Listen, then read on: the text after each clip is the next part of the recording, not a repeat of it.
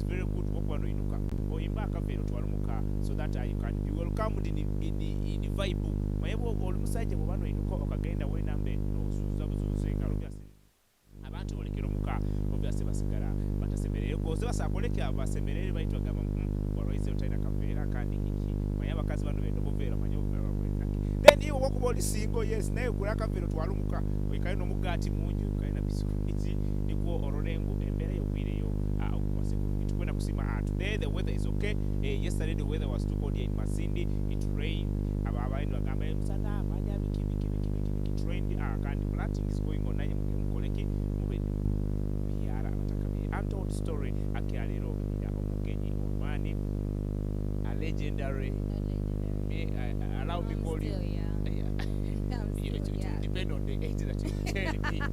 Zavadi, you've been in the media for almost, if I have to count me personally, I started hearing you 30 years. No. That's a long time. You only come here, I'm 30. In the media. In media, being a media practitioner, if I should count, it's 5 years. 5 going to 6. Okay. Nina Azavadi or student staff and student. How is everything? Everything nice. That's good. Uli akulunga kunyumirwa. Toina. Ndwa. Oli ndwa. Banza namukyo abakutura kandi kono baramukyo mu rulimi rwumuka. Azi ora chichi before mini amerizirisi ma reject na zamba the queen of the area. Ma zamba kwa nimenga maracha. Ma ruajani ya religious thing. Garukati mu runyo waje tegereza. Baramkize inywena bakora Elkem media. Mabara ni ilaka JT na zamba the queen of the area.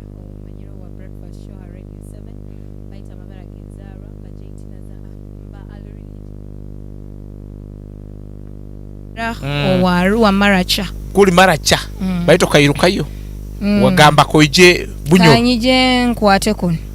Okutugamba aruwati bakumanyire bamanyire okakulirayo ndi woko kasayi kasigarayo alabandi ababa mukikaro nagamandi ndi waruwa kyonka nkulire Masindi osanga ngo akulire ku ntakagenda nogeno wawe wakagendayo gwa kagendayo okuzira bono kyali muto nikyali muto kandi bwokuzira ku planinga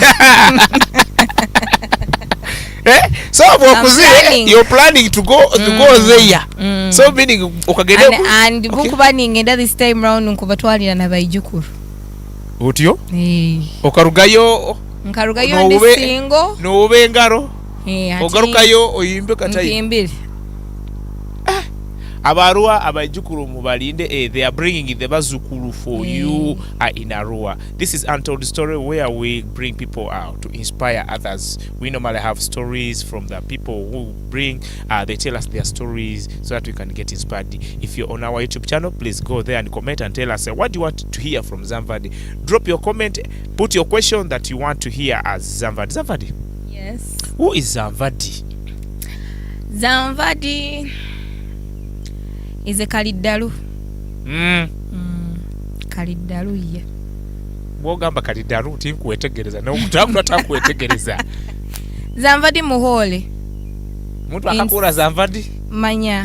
Zamvadi nike ibara Zamvadi ni maso buhole. No. Oba. Zamvadi kigamba mororugwara kimanyisa mwisikiwe.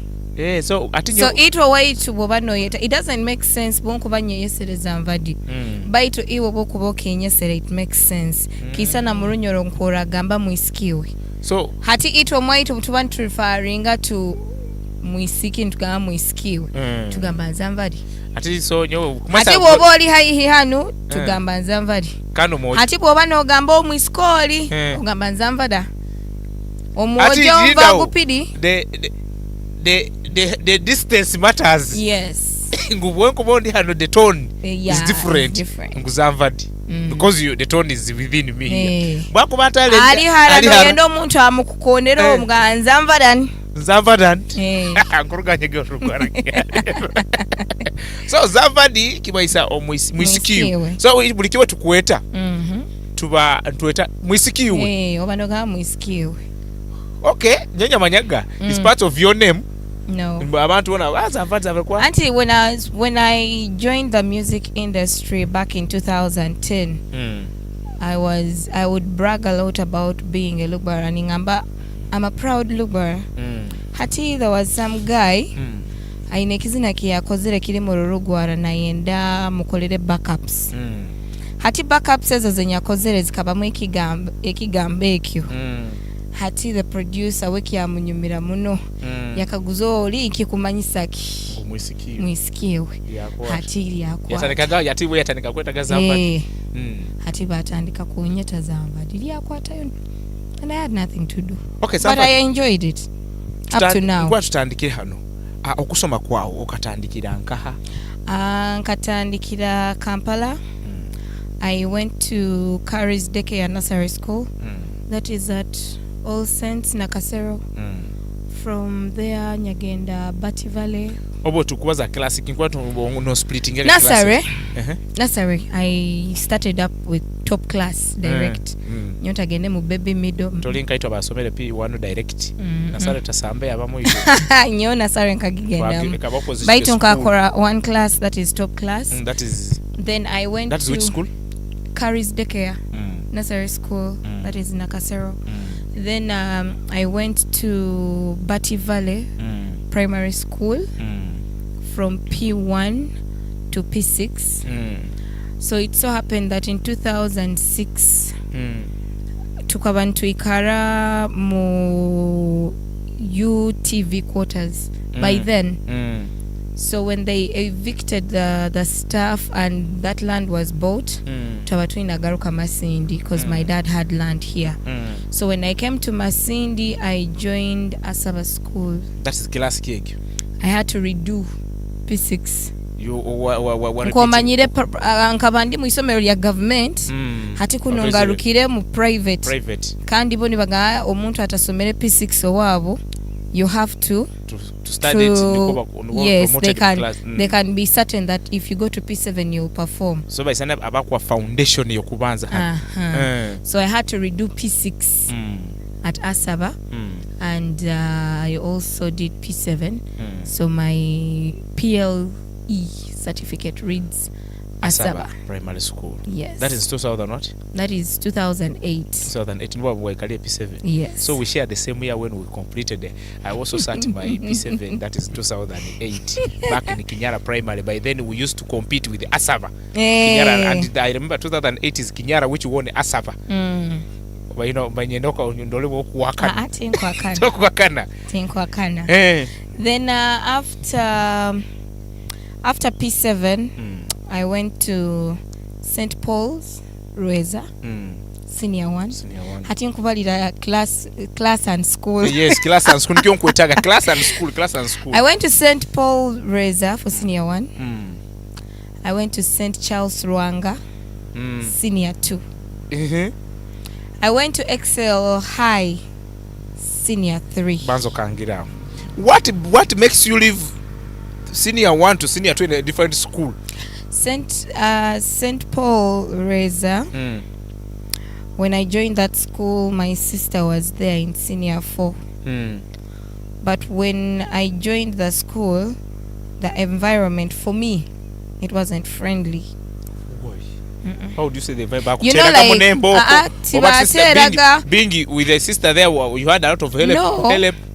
No, like, you know, there is where you go to a school and you feel I'll be comfortable here. And isomero di kabalina one stream. Like we kuberi senior 1 inyuena. Stream wem. Obugonse muri munkabayinga. Tukaba almost nechikumi ntukwata. So like abegesa bo bagendaga nebigenda. So iwo wabaga olo mu class omo kikyasikikia oro kwazoto kwasire. Obato kwasire boti bakwenda kumanya tusomesa genda. So from there I left and I joined St. Charles Ruanga. That is senior 2 now. That is now senior 2.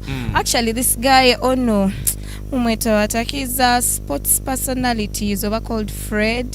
But in ibale rindi lyebamweta. I'm forgetting his name. Ata coach we mipira. kochinga ka Masindi ano nkira muno murora mu Kabalega bano bakabalega boys oba Kajambia yes coach Kajambia yes that guy is my OB same class same stream because we had what was it, East and West? Yeah, it was East and West. So meaning this Bwageze senior to the school you went to had now streams, two streams. Yes. So and the environment was okay. We don't komanyira amasomero ga bakatoliki. Takaba gaina amateeka. Iyo tuenda bakufuge. No, like amateeka gakaba gali gaingi. And before you could even like go to the disciplinary kwebazawo if there would be something coming up obundi like aloho omuntu akwina hemparana otegendereize nikikoraki nikikulia ati okukuhara na hanu tuli anu my dear you can never know so me my story of living St.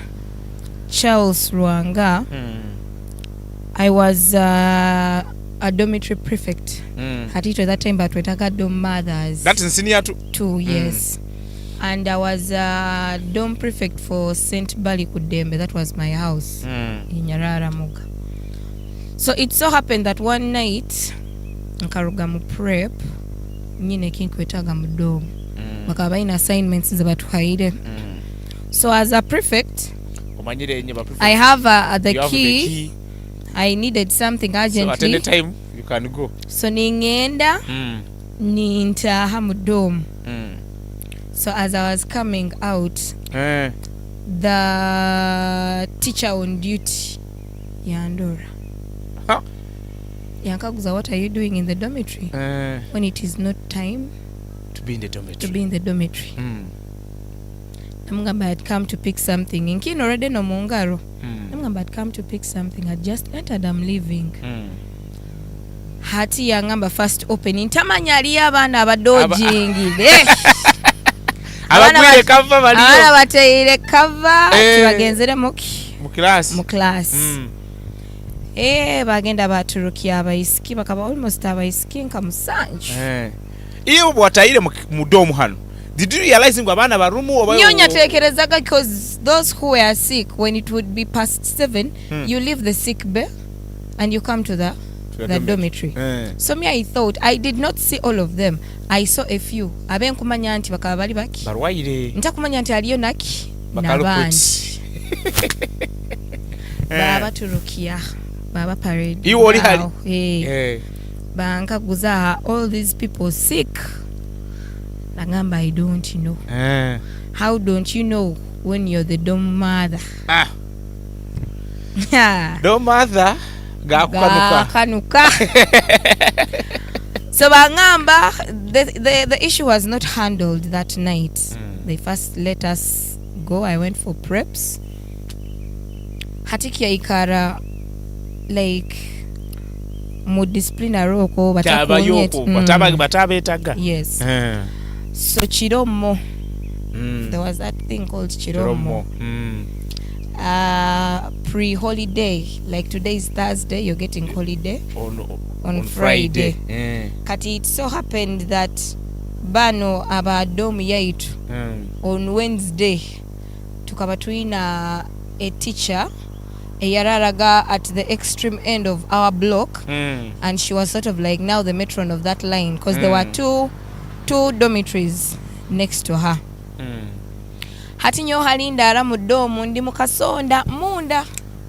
But at the entrance ala haba iskaba hole senior 5, senior 6, senior 4.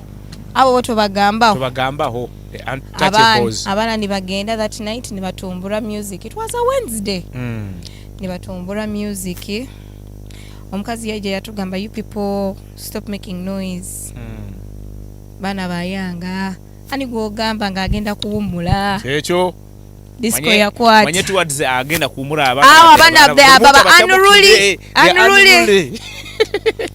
hatinu omukazi bagenda bakwata enkali bagiteeka mu bucket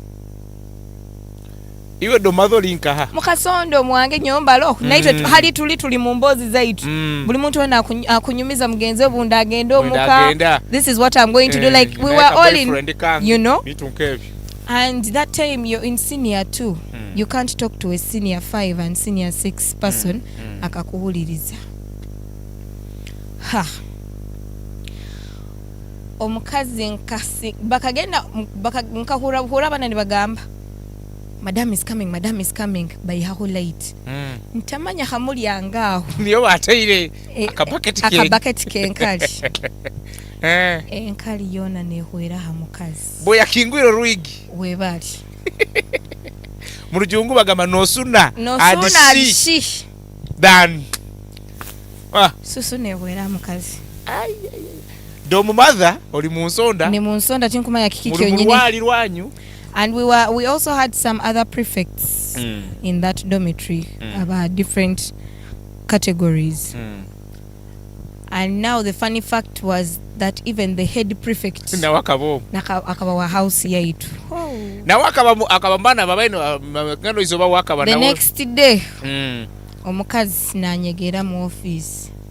But akesere the whole dormitory bakabanza kweta the prefects abarara mundo mudomo ituwena bayeta abazaire baitu bagamba we are the ones who incited the violence in our colleagues mwaba kumakuma omuliro mukuma kwachi baitu in actual sense the head prefect akaba mwisikali mu senior 3 nyowedo mother kabandi mu senior 2 there was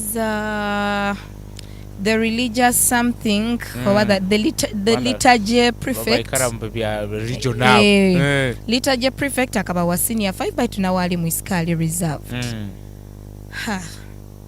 itwena hati nyowo already kasango already baina mukali baina na ka sport kale akuba kusanga nyoba aterera muzeyi wange bamugamba we need you at school, come and pick your daughter.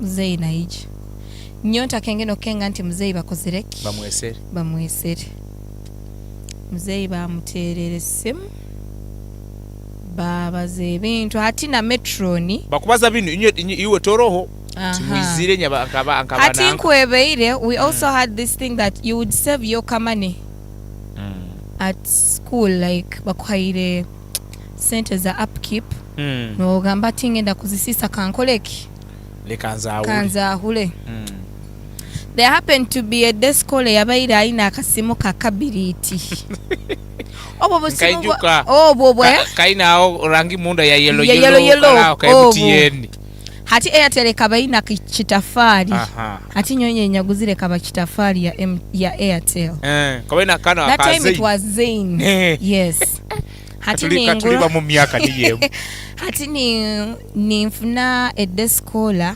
yalisira kasimu ako na gitunda asomero bayikiza kama simu tibagayikiriza so akakalesere mu nkukutu akabanza kutugamba nti nyina yakasimu ako kenkoraki kenkutunda if any of you can buy well and good nagura akasimu nagamba Metron cause I didn't have a line nagamba Metron simu yange no ginya hulire the day I'll be going back home for holidays I'll do what njakuba ninketaaga nandi Metron yankaguza okayihire nkanya mugamba nkaguzira hali a desk call baina akatunda nyina mu sente baiti nyendeze nyikale nako because I know phones are not kasa kuleteza kasa kuoya so when I was leaving hato mzee bamugambire bikibiki because we were in the deputy head teacher's office so as I'm stepping out I tell the Metron means oro bampaire suspension mugya kuhumura tujja kuhumura kyongaba kwa suspension so abandi hali bagenda ku reporting kwano kyaina yo nina kubanza kulinda 2 weeks so your holiday was continuous hata as I'm stepping out with muzeyi abatanyikirize nokwebazawo hati kandi ekia dormitory omusajja yateekaho nti for us we would being that we are prefects tukaba tulina omuze gw'okutoroka ha ssomero nituruga if you see that village those who know St. Charles Rwanga that we would escape from school and go to Kachiri town but the distance from the school to Kachiri town wabaga oina kubanza kandole like kuruga hamairo isatu miria haka junction ako oina kurubata kuruga haka junction ako ohike mu town that is now ohikire hamaini then from the main again to Kachiri town is also another distance almost similar distance even more hati nyakaguza dadi wange nyamugamba dadi surely how do I escape from school at midnight nindo bata that whole distance to Kachiri alokya kwenda kutegerezana muzayi bamugambire buli kimu what was his reaction there mu office omu atabaza kintu kiyo akachulera buchulera hati metro ni bwali etesimu dore simu bwagimpa maiso ga deputy babanza bangaro yasise bintu babanza bangaro mundu so all along you've been having a phone so those are now three cases all along you've been having a phone nabagamba no I bought this phone from a colleague but I gave it to the matron to keep it for me ati colleague tomunagirira mukani mu this is a desk scholar ati nabo gauza bamweta in fact no mukugura tukakora endagano kama smart tukakora endagano ninyenda at least mbe nimanya kali bakakunkwatira the date si na ba witness nabo balo nekiro kinyenyagiguzira was the very day I gave that phone to the matron nyasigaza endagano yange baitu metron nyagimulekya niko tamu bweraba nehwa akanyechangiraho oina ekikwolekya yes ndanga muntu yabaire suspension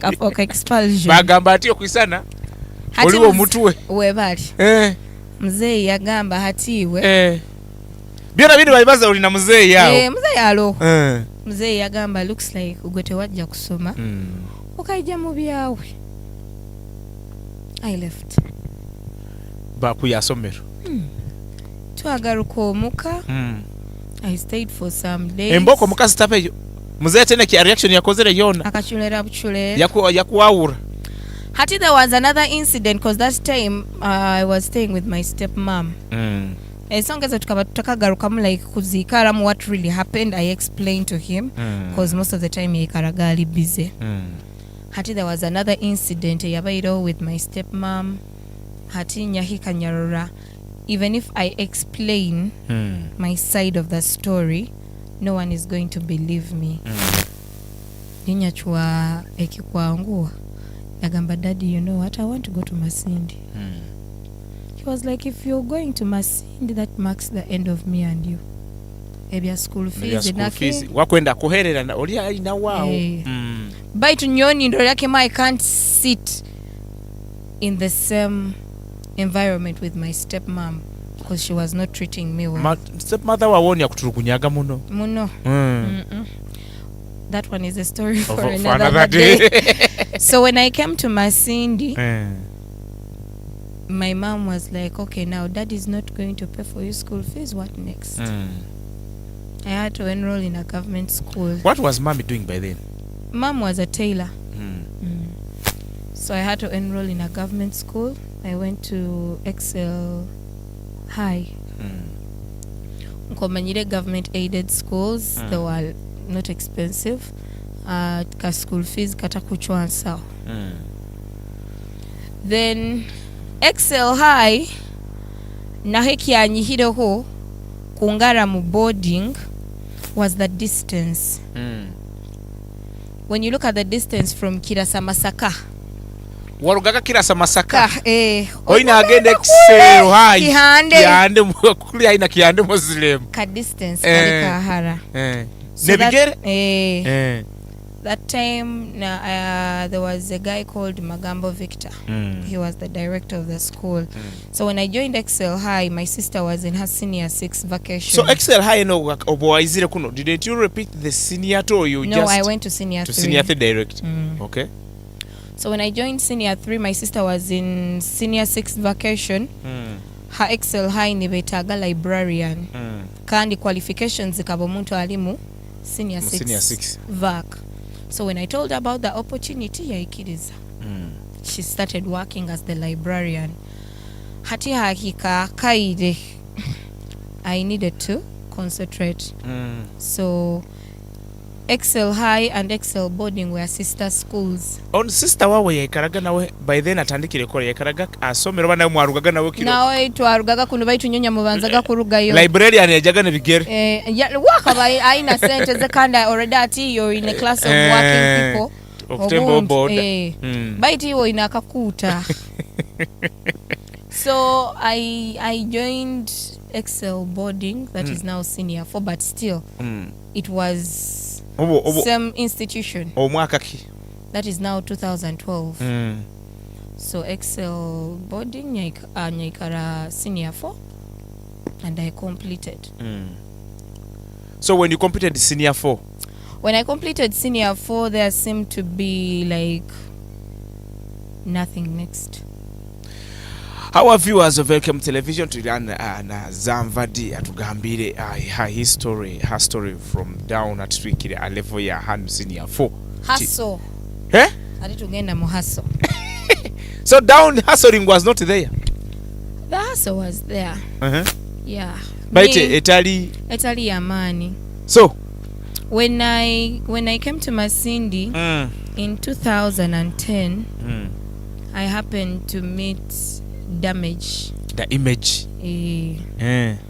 And when I met him, that our muvaka ya senior 4. No. 2010. Obondugire Kampala. Oizire. I met Damage. Actually, the first time we met at someone's place, kakaba sort of like a library. That time music nitukia muteka habunanka. Habu CD. Atali na bu CD. Buno bu memory card. So tukaitirana at someone's library. When we met, young baby to be a kora biki.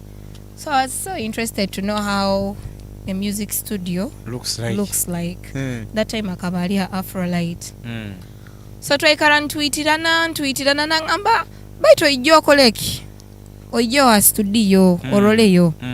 Ningamanja koraki. Nja kuija. So the first time I stepped in that studio, it was actually school time. Karuga hasomero ndina mu uniform, ndina mugenzi wange. Nataha mu studio. Kasanga aloho omuzina akozere ekizina. Na yetaaga omuntu agenda mukolera backup. In fact, I remember that guy was called Divine. Divine. So ntaha mu studio yangamba nyamba ho obakinge. Music, was it in you before? Yeah. Did you have that? Yeah. Growing up, I was a dancer. You were a dancer. So, and I was someone who loved so much when I listen to a song and I fall in love with it, I want to know the lyrics. So that nobunkuba ntaki huliriza, I can sing it just plain. So ngenda mprodanka mu voicing room. Obungenda mu voicing room. Yangamba sing the first song. Nyalizina. Smoothly atalo kizibukiona anti manya kandi repeat manya bikibike hano kozere kubi. Lyrics zikwasirere zo. Akabanza yampereze nyakuliriza yangamba you're going to do backups tukola maraka soprano, tenor and alto. Because it was a male voice that was leading. Boda bakasigala bahungire. okoze backup ekizina kizina kandi it was my first time nandi damage ono mwana inaki talent hoiro the fact that nkabanyizire ndi mu uniform yagamba no let me go home yangamba the next time you come ija otakozeki otajwaire uniform yangamba I want to give you an offer for a song. I was like okay, I felt interested. I went back home nyahandika lyrics size nkusobora. After writing I came back. So you wrote the lyrics without anyone helping you? Okaandika kakuandika. Actually my first song is Show Me What You Got. That's my first song. Do you have all these songs on YouTube? No, they are not there. So by then bikaba bitakagenzereyo. So omuntu asangwe nabyetaaga biyanga. Tibiriyo. Toina bena flash. Okwenda ki. Tukwa tubiwulo kilo omuntu agambe we somebody was an artist tikizina kiona. Toina storage toina nabyo byawe. No. Then how can we call you an artist? No. Njageno mwa damage ngambe damage. I recorded my first song. It was Show Me What You Got. I wrote the chorus and the first verse. Then because the studio had some seniors, there was a lady called Jasmine, and then there was also another guy called Cuthbert. So they featured on the song. And during holidays, maybe when there are shows somewhere, I would also go and perform. But my mom never loved the idea of singing. But me, I felt I was I'm doing something I love. Ati from there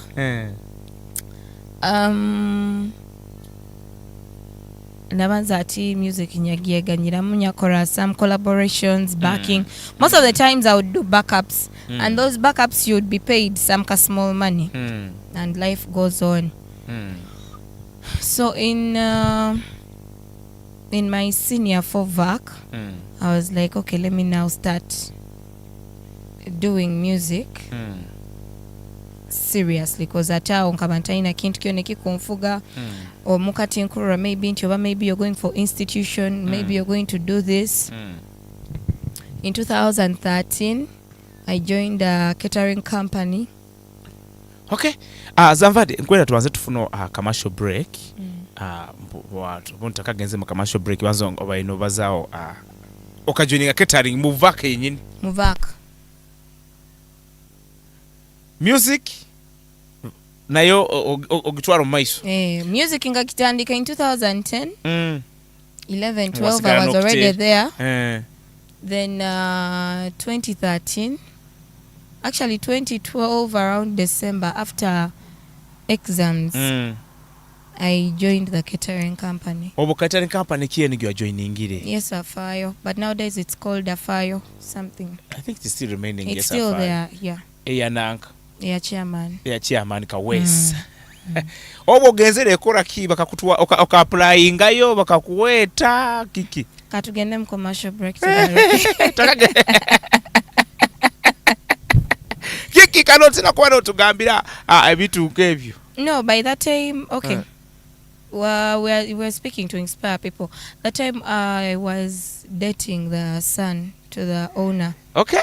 So there was space for field work. So field. So he told me kandi that time already nkaba nintozeki okora in my VAC. Cause nkaba ntakwenda kuikara ndi idol all my classmates buli muntu wene akaba in at least kyako ekolera. So tugambe hano mu VAC hano. Mutabani wa Yesu afayo akukwaine omwikirize bakwaira mulimo okaija nka boyfriend obo okajanka nkaija boyfriend nkaija ko omukozi akakwana mulimo bakakwana before I joined mweso kabayo mwaka ivo ko mpora. So when I came I started working with them in the company. Ati yo wakoraga mulimo kikira muno munankomo. you know when you're new byona tokubimanya murundi gumu there and then buli kimu kiba kyokwega. The first days ne bakugamba okay iwe tosaa kuchumba omuceeri baitu sala ebirungo yogye ebintu simura tekanize emeza when it reaches the time of serving you will be serving this you learn. So waisanaga nka waitress hano wena kuservinga bino wena kuba no. You're like an assistant chef helping those kuhata bikibintu. For how long did you do that? I did that for 5 years. At the same place? Yeah. Later on you became a senior chef? Yeah, I actually even reached a point and I started my own. Obo orugire munanka yawe mubaba Yesu afayo orugire okwenda koraki? Nyetongozanka nyo. Wetongozanka yo. And I remember the people that used to give me there were 2 families that would give me deals on Christmas. Kale katwanze tugendo omukamasho break twagaruka ngwatandikire henyi nawo nambe wabaye wetongoira. Asaba Daycare is opening up to the public for babies of 3 months to 3 years, providing mother-like care services to babies from 7 a.m. to 5 p.m. Plenty of toys and education equipment to play with. Children who can speak and understand are coached on basic reading and writing to prepare them for nursery school. Educational cartoons will be showed to improve speechment, swimming lessons once a week, and balanced diet to help with healthy growth. We are located opposite golf course and behind police station in Old Kijungu. Asaba nursery and primary parents have a discount for every child they bring at a daycare. Asaba Daycare, where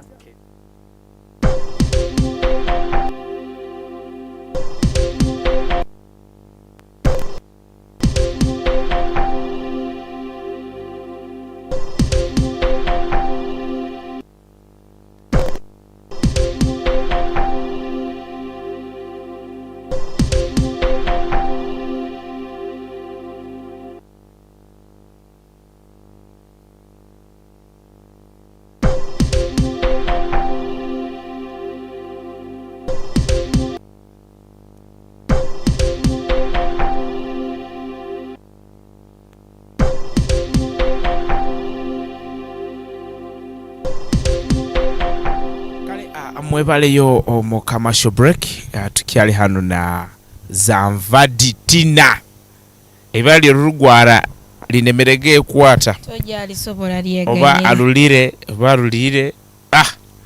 but you can call me just kwenda liti toja lisobola lengo olingambe lyeganyire eyo lireke ogambe ko muntu wokuboli hara mwisika kuba hara Zanvada. Actually, my boss at work wanyeta Zanvada. Oh. Boss. Director. Akweta Zanvada. Wakwasa kwa kimanyire. Takimanyire, but for him when he's saying that's what he calls me. Tutaka gezi mu commercial break to entubazaho hano ogenzere otandikiro akawe. Okaruga ano kebinga bakakubinga oboka kumagayimukanye kyakano gankutandikira. No, by that time we had our own misunderstandings. Na bossi na mutabani wa bossi juka mutabani bossi mukabani mu dating. And we had a child together, actually a daughter. Bikamuno kuzara. But there I reached a time, you know, when you're growing up, you realize that your ambitions in life are different from the person that you're with. Nti iwo ina ebintu byo kura bino yetaga ku achieving as a young person and ono nawe akwisana kandi jukanye na mukyali bato webale. So I reached a point and I realized that we were not on the same page. And at that point nanyonya kirora anti yes ebyembegeroho mbyegere you can start your own. Because when we split, I first stayed and worked with them like for 2 other years. Hata abantu batekerezaga nti maybe ayanga inajja koraki ajagaruka. But that was out of my mind. Hati I reached a time and it was time to totally part ways with the company. So you didn't go to senior 6? You No. just had to end. I stopped at senior 4. Mm. So when I parted ways with the company in 2016, when I was in the company, I had my small business that I was doing. I kept on doing it even when I left them. Weekdays, that is what I would do. What business? It was a porridge business. Watembe yagobusera mutawuni Ngabusawo yankiraga kuchumba porridge. And I had even people that would just make orders. Nibatayana gamba wewe obusera kataka funire. This company you bring, hano you bring. So sometimes nyagendaga kutura already ba clients bange. Oina already baloho. Actually, there is one thing I want to tell someone out there. If you ever have an opportunity to do something, however little it is, ekikuru kya byona akalimu ako kaina kieka kutahya. It is avoiding you from being a beggar, from being a thief. Do it with pride. Kasaboroino mulimo gwona gwokola nikutayesente gwegondese. You people, I did that porridge business I think like for 4 years. Habakubanka gikora ninkiazaire muhara wange. She was I think about 2-3 months. Someone gave me the idea. Yangamba the first day kachumba ka 3 liter. Kalime bikopo mukaga. In fact, I remember my capital that day was 3,000. 3,000? No, it was I think 2,000. Zamvade, how did you join media? Now I'm bringing the story. When I left these people's company 2016, I kept on with my business, but there was a WhatsApp group called 1,000 Laughters. Those guys would have parties anytime. And every time they would have parties, they give me the contract of cooking for them. So that group was like a social group. You'd interact with people of different calibers. And when I left in 2017 at King's FM, they were looking for a news anchor in English. Being that I was fluent in English, there was a friend who recommended me. But it so happened that the person who was looking for that person, I had already interacted with that person the previous day in a bar. Hati ubangambire come to office and we discuss Turole how we're going to go about it. Kwika mu office nkuro muntu omumanyire. Yangamba, now you see ebintu byaite bya media, you're not qualified, but I'm going to train you, and when I feel that now you are perfect, I'll give you the job. I trained for a whole month. That was November 2017. News anchoring. So when I finished the training, I joined King's FM. Training ehoire? Wa joining a King's?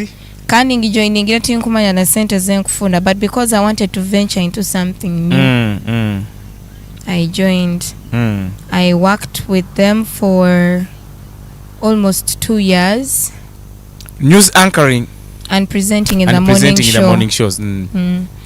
So when I got pregnant with my second born, the time I was going for maternity leave, there was sort of like some interchanges, and the person that they had brought by then, we were not compatible. So I had to move out of the morning show and switch to reporting. Kionka binu byonna nkubikora timbisomerere. But because now being I'm in trained news, on job. I've been in news anchoring. I've read different stories written by different people, I started learning the art of how to write a story. And every time I would bring a story, the news editor yanyolekiaga hano or inakoro tibiki. So I learned how to write. Then when after like those 2 years, hagata nafunam some personal problems that I am not going to talk about. It's okay. Those personal problems led me to go off air for a year. I stayed home for a solid year. Ntaina mulemu, ntaina side hustle, ntaina kintu kiona. So you're home? At home, ewa mzee. And that was the time hati oboni tugenda mu COVID. Ejo. Oho. Ensi yona ate yona etandike kola kikwata ice. It wasn't easy. At some point I felt stressed. I felt I was going into a depression. But every time I would reach that point of breaking down, nipika ngaba itu uzavadi. Owe manyiro oli hasla. Togaruka mu business yobusera. Ntakusobola garukayo. Odeju kwa toli celeb. Amanyirwe. So my dad has land in Kirasa. I started up like a small project. An okra garden. Ebamia. Nkabanza nyabyara kakuota. Karugayo kurungi muno. Hatobo tuli mu first lockdown. Aho. Okra yange Mr. Nagitundaga, and I would have money for my kids. My dad told me this okra project is doing well. Kandi aba Sudani abadinkabwe nibo bakiraga kugenda. The day ngamba that project is doing well, yanyolekia akapata kandi ali nkusakoraki kuongezaho. So as I was harvesting, the other one was also maturing. Hati yangamba eri ntagibyara yonka tekemu akindi naki nebicholi. So I planted another quarter nyatekamo ebicholi. And it came out well. So as this one was drying up na clearing, I'm harvesting the other side and also plant. You know, the okra is like a wild plant. Yomo bulimbere koraki egenda bugenda. So during that time, tuli mu lockdown yokubanza, I get a call from Hoima. Bangamba, there is an opportunity at Spice. Bankaguza qualifications and what have you. I was honest with them. Nabagamba, I don't have any qualifications. I was doing media as a skill. Bangamba, okay, we shall get back to you. Nyalinda wiki emwe ya kabiri nyatera yesemu mukazi yangamba, we shall let you know. Baki akutera pending. Nyoti nyafu wayo.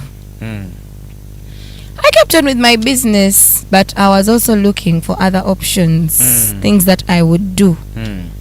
Then afterwards, unyarugira after a month of waiting, bagarukamu banterera. Obati turugire mu lockdown emotoka bazikiriza zikurubata.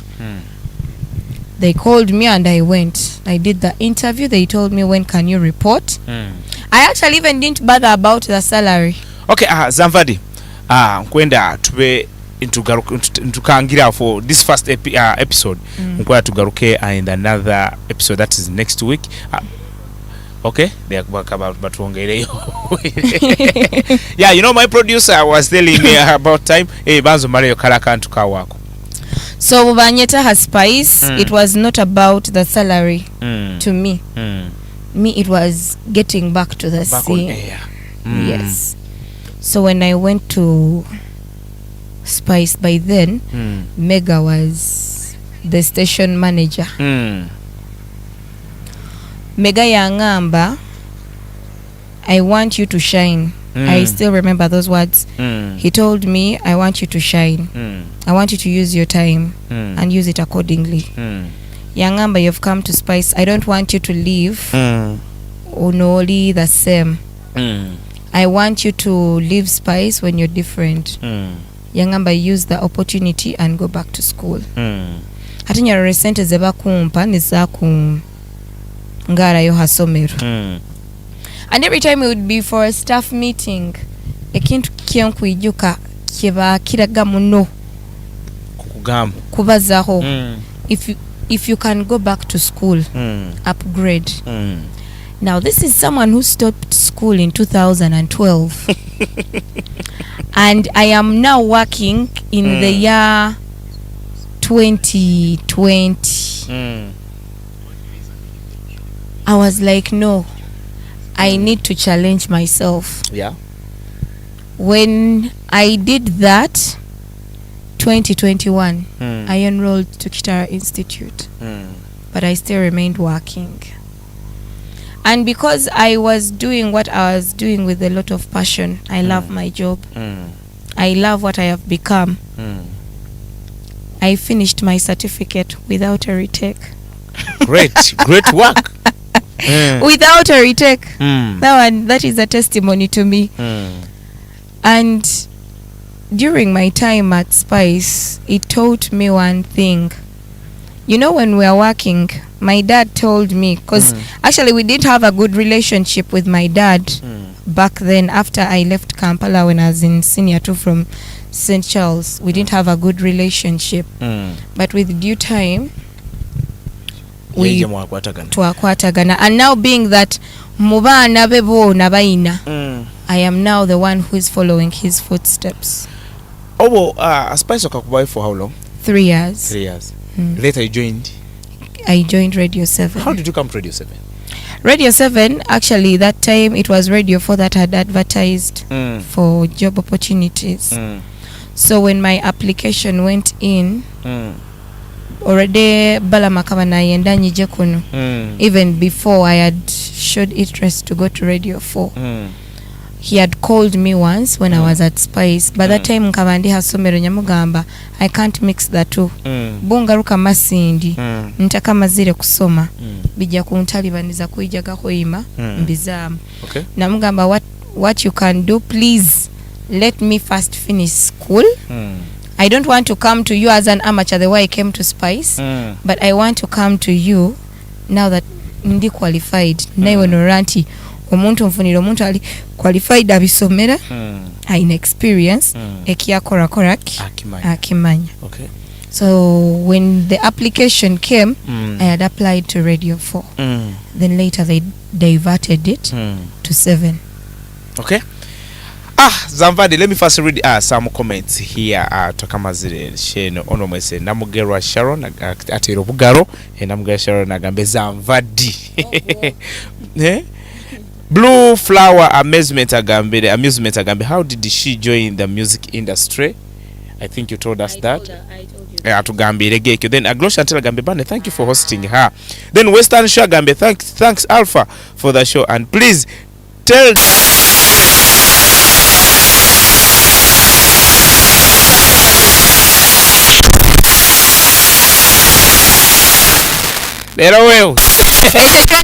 Apostle Rubega.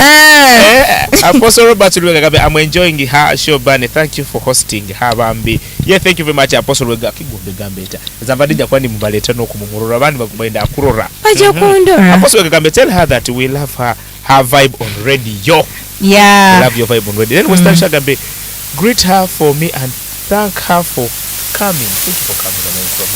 Thank you. And then Namugara Shogabe, how is the saga love of the prison thing we had? He left there a year. I didn't sleep there, yeah. How long did you sleep there? It was 2 months. 2 months. Yeah. What took you in the prison? That's the story. I saved for another day. Okay. Miss Tourism Bunyoro agambe, thank you for the show. Miss Tourism agambe 10th August, yeah. 10th August tugenda kuba with the grand finale hani henyina Kabarega Resort. Table ya bantu batano era mitwaro 25, then VIP emitwaro 2. So 10th tugenda kuba, that is next weekend. After this weekend we are tugenda kuba hano on Miss Tourism agambe grand finale of the Miss Tourism. Yes, I've got you Miss Tourism. Ona mga Kitara FC, thanks for hosting the legend Zamvadi.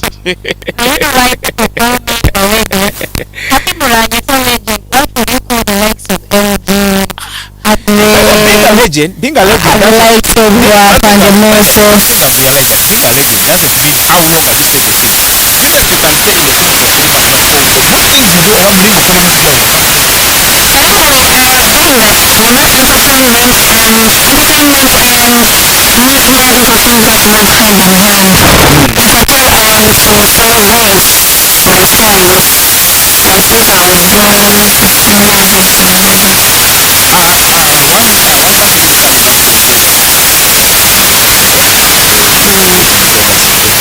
Then anamakase Rachel agambiremu amwati kontenga anamakase ugambye thank you very much anamakase when tell her we miss her as spicy.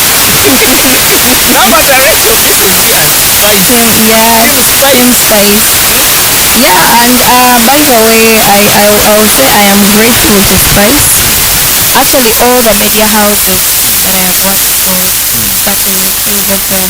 Kings FM is my stepping stone, my stepping stone. I don't take them for granted. All the colleagues that I met, all the people that lent me a hand, despite the fact that I didn't know anything. When I went to Koima, Spice and the media person who's from Koima taught me how the game runs, how the competition is, how you should, what you need to do to shine. It's not easy. The competition in Hoima is high. Okay. I have like two questions here I want you to answer. The first question is, what things do you regret in life? You say, I would have done this if I knew. One thing I regret in life is idleness.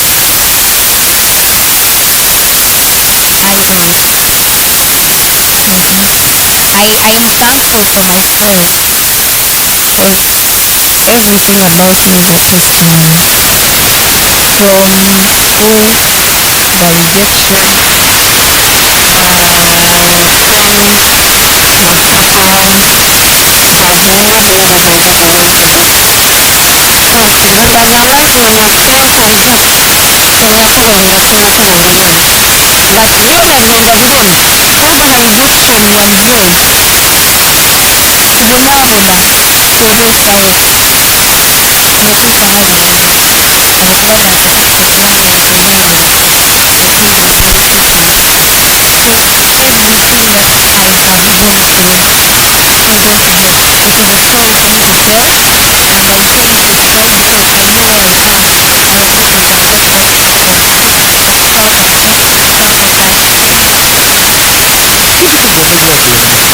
I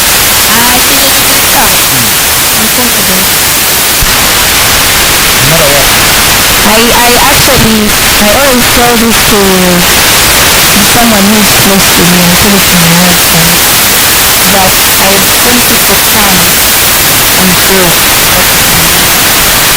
can only do 4 years that we are together. But even when I die, or even when he dies,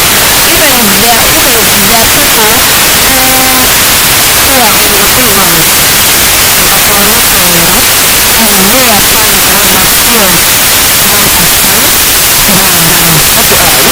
through me. Okay, let's ask you another question.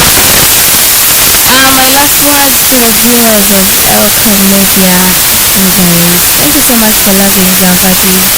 Thank you so much for believing in me. Thank you so much for always following me. Those who come to my inbox and give me words of encouragement. Those people that look for me. Those who find me on the streets in Nembongao. Thank you so much for the love. Naba batanyembeza. Not everyone has the same sense of